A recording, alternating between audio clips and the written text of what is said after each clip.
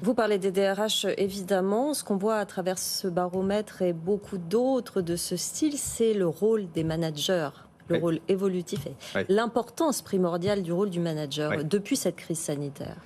Alors les managers ont changé un petit peu de rôle. Oui. Pendant de nombreuses années, ils avaient un rôle finalement de contrôle. Un rôle Et de sanction, de peut-être. pilotage, de sanction. Aujourd'hui, ils ont un rôle d'animation, un rôle d'encouragement, un rôle de faciliter finalement l'engagement. Voilà. Donc c'est un métier qui doit créer de l'énergie finalement pour les équipes.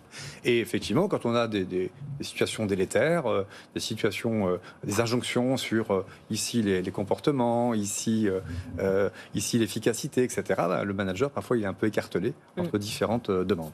Tant de responsabilités reposent sur les managers, mais il y a aussi un autre axe intéressant qui est relevé dans votre étude, David Maé, c'est la notion d'inclusion, Oui. et d'inclusion d'un profil en particulier, celui des seniors, aujourd'hui, Absolument. puisque les entreprises expliquent qu'elles veulent bien les recruter, mais dans les faits, c'est un peu plus difficile. Absolument.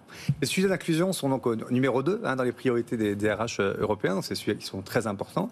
Depuis de nombreuses années, les sujets étaient essentiellement sur l'égalité entre les femmes et les hommes. Et là, on voit bien qu'il y a deux sujets un petit peu différents. Il y a la question des seniors, où il y a un angle mort. Il y a à la fois une volonté des entreprises d'être exemplaires en matière d'emploi des seniors, mais dans la pratique, les progrès sont très très lents.